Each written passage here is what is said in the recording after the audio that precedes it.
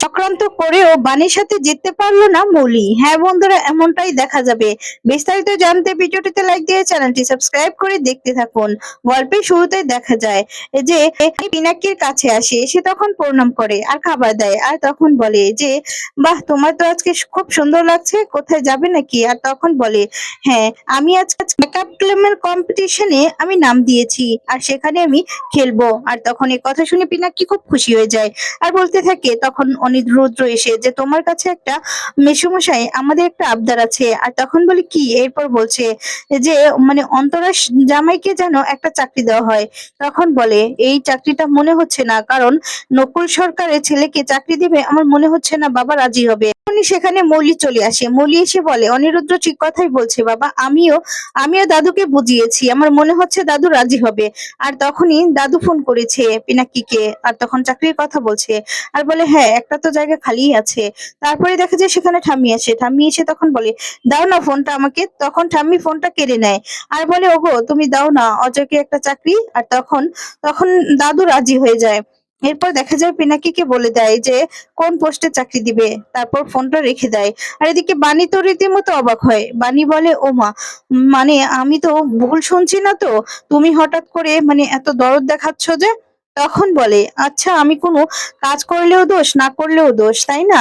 এখন একটা ভালো কাজে কথা বলেছি আর তাতেই এত কথা। তারপর দেখা যাবে যে তানিয়া বসে বসে পড়ছিল, সেখানেই চলে আসে বিদ্যুৎ। বিদ্যুৎ এসে তানিয়াকে ডেকে নেয় আর বলে ভালো রাক্ষস, এরপর বলে তোমার জন্য আমি কি এনেছি দেখবে। আর তখনই দেখা যায় চকলেট বের করে দেয়। তানিয়া খুব খুশি হয়ে যায় আর বলতে থাকে জানো তো, তোমার বাবা মা তোমাকে একটুও ভালোবাসে না। তখন বলে না, আমার বাবা তো আমাকে ভালোবাসে। আর এরপর বলছে না, ওটা তো উপর উপরে। এরপর বলে না, উপর উপরে না, আমাকে ভালো করেই ভালোবাসে।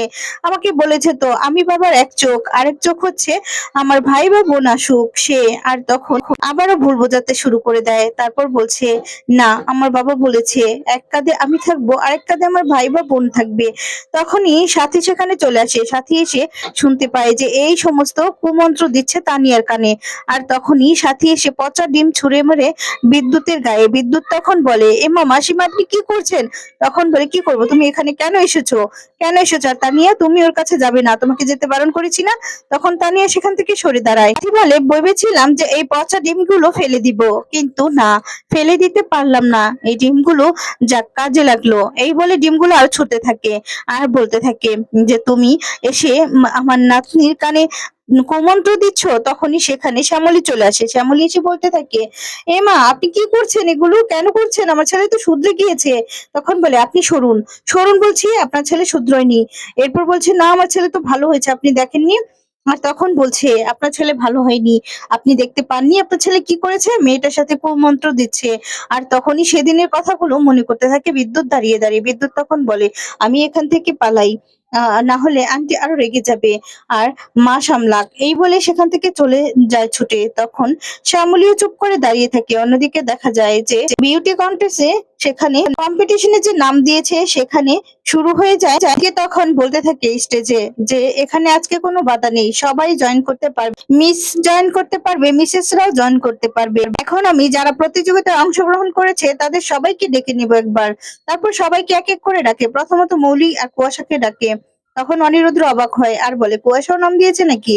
তারপর দেখা যায় তানিয়াকে অনিরুদ্র বলে প্রিন্সেস, এবার তুমি খুশি তো? এবার তোমার মাম্মামও আসবে। তারপরে দেখা যাবে যে এক এক করে সকলেই চলে আসে। এরপর বাণীকেও ডেকে নেয়। বাণী সেখানে আসে, অন্তরাও আসে। আর অন্তরার দিকে, বাণীর দিকে তাকিয়ে সবাই বেস্ট অফ লাক জানায়। সবাই খুব খুশি হয়। তারপর দেখা যাবে সুন্দর লাগছে তানিয়া সেটা প্রশংসা করে। তখন বলে থ্যাংক ইউ। এরপর দেখা যাবে যে একজনকে ডেকে নেয়, দুজন মহিলা জাজেসকে ডেকে নেয় যারা কিনা অভিনেত্রী। তারপরে দেখা যাবে যে অনিরুদ্ধ সেই লোকটাকে দেখে অবাক হয় আর বলে উনি এখানে? তারপরে দেখা যাবে এক এক করে ওরা এসে মোমবাতি গুলো জ্বালিয়ে দেয়। তারপর সেই লোকটা যখন বসতে যাবে অনিরুদ্ধকে দেখেই অনিরুদ্ধকে চিনে ফেলে, অনিরুদ্ধ চিনে ফেলে। অনিরুদ্ধ তখন বলে আপনাকে তো আমি দেখি, আপনি তো অনেক বিজনেসম্যান। আর তখন দেখে যে অনিরুদ্ধ প্রশংসা করে সেই লোকটা আর বলে যে হ্যাঁ, তোমাকেও আমি দেখেছি, তোমার ছবিও আমি দেখেছি, আর ভালোই হয়েছে। অনিরুদ্ধ বলে আপনার যদি যদি কোনো হেল্প লাগে তাহলে আমাকে বলবেন, আমি আপনাকে হেল্প করব। তখন বলে, জানো তো যতই বিজনেসম্যান হোক, বিজনেস পরের জন কিন্তু শত্রুই হয়, বন্ধুত্ব হয় না, এই বলে সেখান থেকে চলে যায়। তারপর দেখা যাবে বান্টি এসেছে বানির ক্ষতি করার জন্য, সবাই আবার সেখান থেকে চলে যায় রেডি হতে। এরপর সেই মহিলাটি বানির অ্যাসিস্ট্যান্ট, আর তখন বানিকে বলছে সবকিছু দিয়ে এসে যে রেডি হতে। বানি রেডি হতে থাকে, এদিকে বান্টি সেই ফাঁকে চলে আসে। সেই মহিলাকে একটা ফোন করে বান্টি, যে তাকে সে ভালোবাসে আর 1 মিনিটের জন্য দেখা করতে। তখনই দেখা যাবে একটা ফুলের তোড়া দেয়, মহিলাটি খুব খুশি হয়ে যায়। আর তখন ফুলের তোড়াটি দেখে খুব খুশি হয় আর বলে দিল ফুল। তখনই বান্টি আসে আর বলতে থাকে যে আমি আপনাকে খুব ভালোবাসি, আপনাকে আমার ভালো লেগেছে। তখন বলে, সত্যি? আমাকে না এই প্রথম কেউ বললো যে ভালোবাসে। এদিকে বান্টি তার আগেই ক্ষতি করে দিয়ে আসে, জুতোর আটা ছুটিয়ে নিজে থেকে আটা লাগিয়ে দেয়, যাতে করে র্যাম্পে হাঁটার সময় জুতোগুলো খুলে যায় আর বানি পড়ে যায়। তারপর সেই মহিলাটিকে বান্টি বলে আসে, ওই যে বানি চ্যাটার্জি না, সুবিধার নয়, ওর থেকে একটু দূরে দূরে থেকো, ওই মহিলা কিন্তু নিজে বিপদে পড়লে তোমাকে ফাঁসিয়ে দিতে পারে। অন্যদিকে দেখা যায় যে র্যাম্পে সকলকেই ডাকা হয় যে এক্ষুনি শুরু হয়ে যাবে। আর এদিকে টাম্মি তো খুব খুশি হয়ে যায় যে বান্টি ঠিকঠাক মতো কাজ করতে পেরেছে কিনা ফোন করে জানবে। আর তারপরে দেখা যাবে সবাই বানি আর অন্তরা সবাইকে দেখে খুব খুশি হয়। এরপর বিদ্যুৎও সেখানে এসে বসে অনিরুদ্ধ পিছনে।